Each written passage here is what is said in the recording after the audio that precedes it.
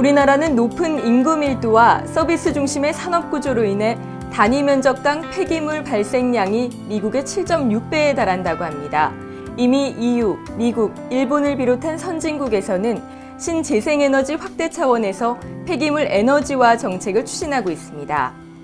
우리나라도 그 중심에서 예외일 수는 없겠는데요. 제 뒤로 보이는 바로 이곳이 우리나라 녹색 성장의 중심이라고 할 수 있는 곳입니다. 폐기물 슬러지를 완벽하게 건조하여 연료 없이 에너지화하는 100% 국내에서 개발된 세계적인 기술인 건미니에시의 KR 시스템을 여러분께 소개합니다.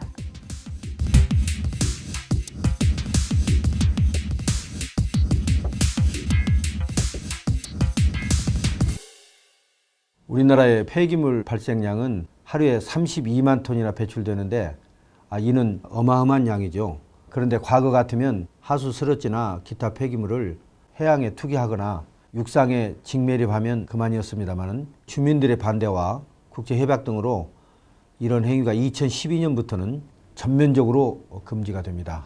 고민은 그 부분부터 시작됐어요. 어떻게 버리느냐의 문제가 아니라 그것을 어떻게 이용할 수는 없을까의 문제였던 거죠.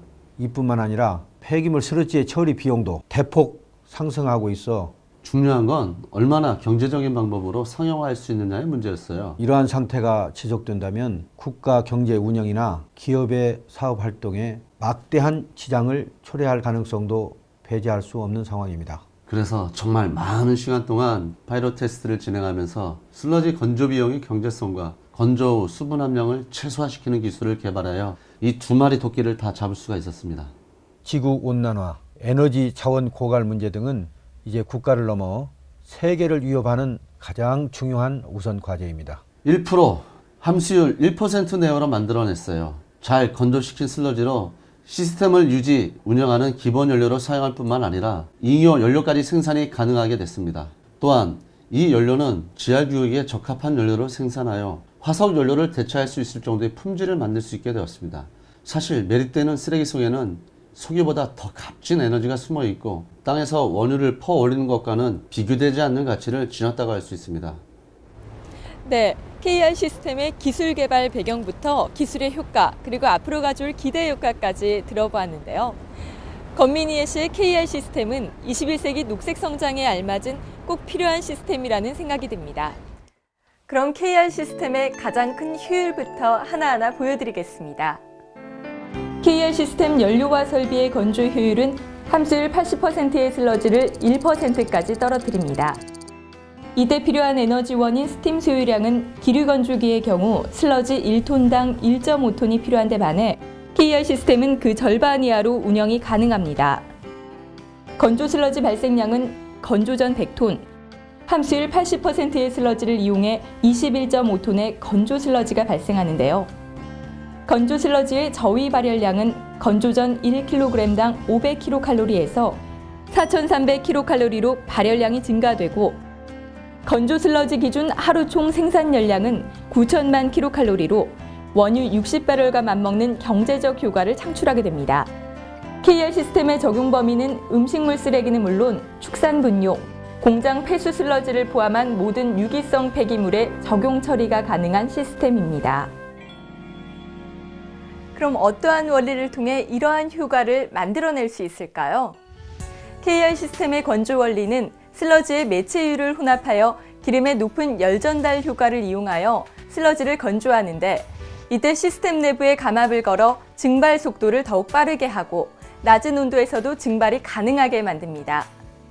이때 슬러지 건조에 사용된 기름은 외부로 배출하지 않고 99% 다시 회수하여 사용되어집니다.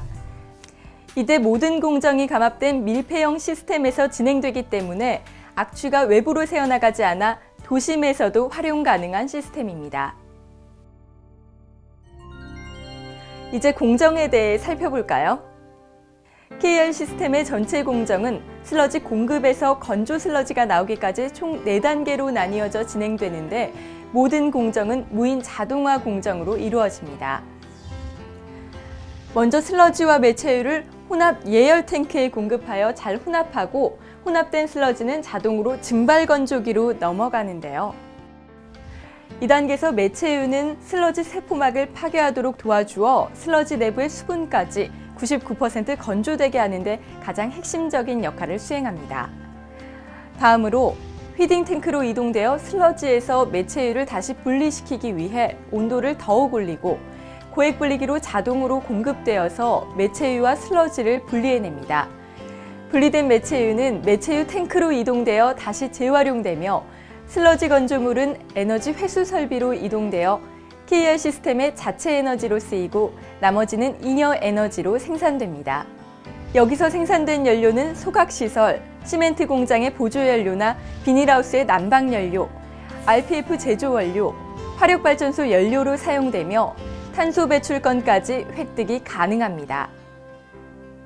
네, 지금까지 KR 시스템의 원리 및 기술 특징, 공정에 대해 살펴보았습니다. 정부는 현재 초보 단계에 있는 국내 폐기물 에너지화 기술을 선진국 수준의 상용화 단계로 끌어올리기 위해 폐기물 에너지타운 프로젝트를 추진하고 있습니다. 특히 산, 학, 연, 민, 관의 유기적인 연계 및 공동 연구 기반 구축을 통해 유기성 폐기물 연료화 및 바이오가스화 등 총 14개 분야에 대한 기술 개발을 추진하고 있는데요. KR 시스템이 폐기물 에너지 재활용 및 에너지화 정책 수행의 중심에 서기를 기대해 봅니다. 이제 KR 시스템은 슬러지 처리를 통한 환경 보전의 역할을 뛰어넘어 재생에너지를 만들고 나아가 녹색 성장의 꿈을 현실로 만드는 우리의 이상이 될 것입니다.